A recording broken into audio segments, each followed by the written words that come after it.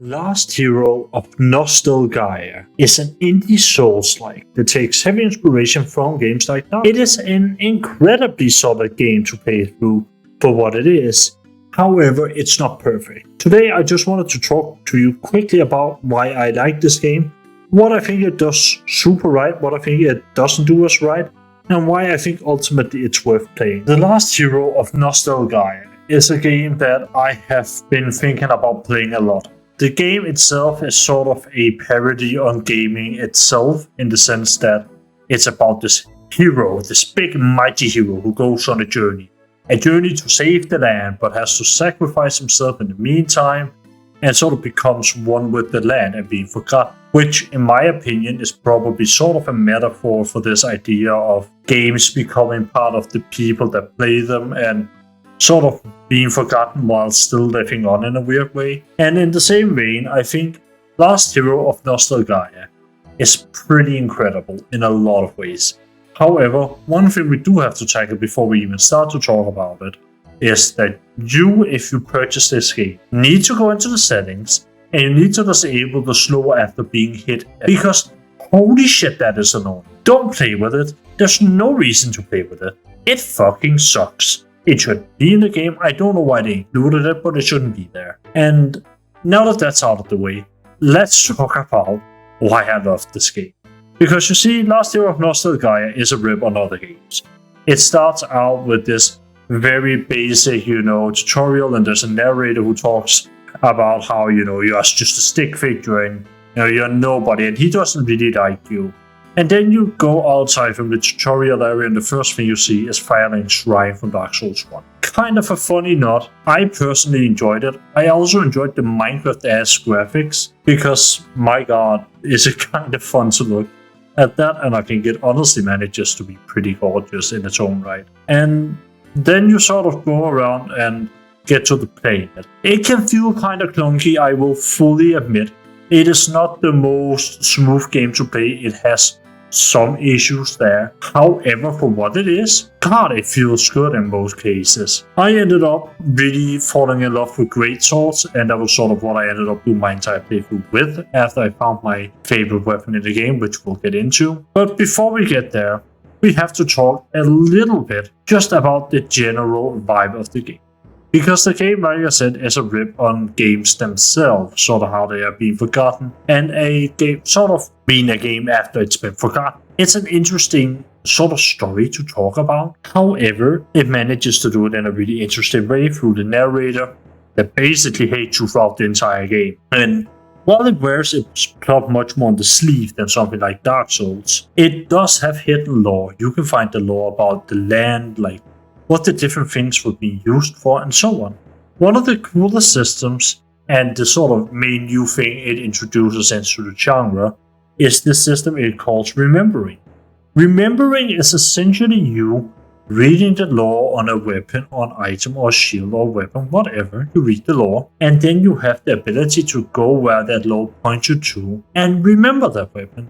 What that'll do is give you a stat increase, a special ability, or multiple.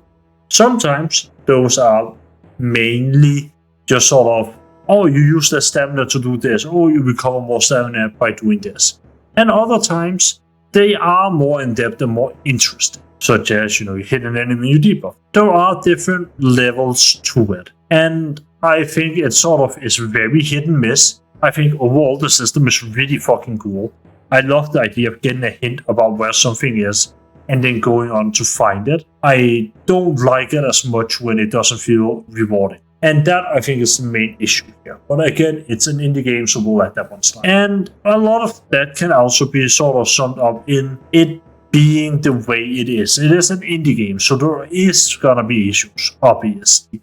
It isn't gonna be the perfect Souls. It's not gonna be Dark Souls 2, the Electric Boogaloo. And here is the deal. Last Hero of Nostalgia also has boss fights, really good boss fights, matter of fact. But before you get into any major boss fights, you meet the Reservoir of Pain, the most sadistic, masochistic little being I've seen. Its entire goal is to take pain away from the land, so every time you hit it, because you're giving pain to it, it's gonna moan and giggle. It's kind of weird, but I personally like the gag. There's a lot of humor like it. I'd describe it sort of as Borderlands humor, but better. And I enjoy it. I mean, I find that funny too. So it wasn't like I didn't enjoy that at all. I did. And I think that can be said about, in fact, again, about a lot of the game. It can run a little bit dry in the length, but most of it is really enjoyable. When it comes to the boss fights, though, because they are such a major part of these Souls games, I will have to say I do find them sort of a little bit lackluster. Some of them especially. I think the main ones that stand out to me are the ones that focus on sort of simple combos. The tutorial boss fight I really like. I think that's really solid. I also really like the one-on-one fights. I think they are all universally pretty good. And I think especially I have to say that I adore the fight against the narrator that you get later on. I think that's also a really fun fight. And the thing with Last Hero of Nostalgia is that it is, like I said, very hit and miss. There are also areas I fucking despise. There is this castle you get to at one point, and there are these werewolf NPCs. And while they're fun to fight in small amounts, the sheer amount of them that are there sort of just gets old. Because again, it is an indie game, so there's quite a bit of reused enemies. Like, there aren't a lot of variation in an area. And that's fine, that's not that bad if they were placed with more thought, but I feel like there are just a lot of them all of the time, which can draw a little bit tiring at the length of it. However, it's not a big deal at all, and it's one of those things that you can fairly easily get used to. One thing, however, that is a lot harder to get used to, in my opinion, is sort of how this game does its teleportation system. Because at the beginning, I had no idea how the fuck to use it. It had this tether and anchor type of deal where you can teleport back to one area, but then later, they just sort of read that out the window. Fuck that system, we'll just give you access to normal teleportation. It's weird. I don't understand, like, if you wanted to give me access to normal teleportation, just don't have the other system. Why have both? They have no purpose. Fuck. And now it could be that it was introduced with the DLC, since I do have the DLC and the main game. But at the same time, at that point, I just think you should patch out the other system. Like I said, it has no point. And I think overall, like I said, it is surprisingly good, even though I sound really negative about it right here, right now.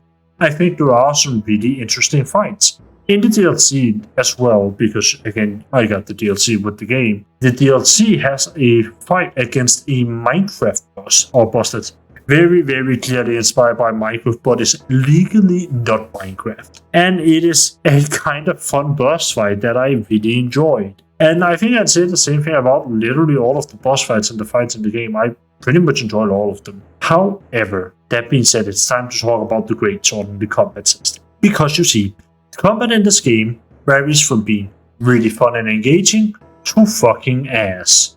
In the sense that it feels very floaty and often you don't stun your enemies when you hit them. There's not really any impact, especially on smaller weapons, so you have to go up into the Giga Greatsword category to like sort of really get a good impact feeling. And I did do that, and I did dabble my hands into the Giga Greatsword category of weapons. Mainly through using Cloud Strife's sword, that is legally not the Cloud Strife sword, but it's very much also the Cloud Strife sword, if you know what I mean. And that is sort of one of the later game weapons, but it also illustrates a point.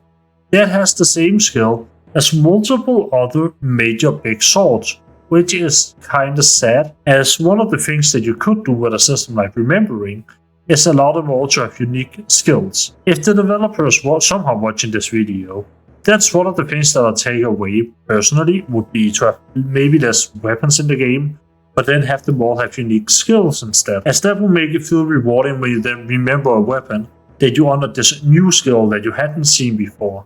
It's one of those things that's also really cool about the Souls games, it's like seeing the effect of the weapon. And it's sort of not existing here, as a lot of them are the same, which is a shame. But there's also not a whole lot more to talk about here, because the game is really good. And there's a lot of really good things here to try and to play and to enjoy. Because I don't want to really spoil the story too much. I do want to say that I think the story is funny. I think it does manage to land a lot of the funny and the comedy in it. I think the fact that there's a co-op and a messaging system is fantastic.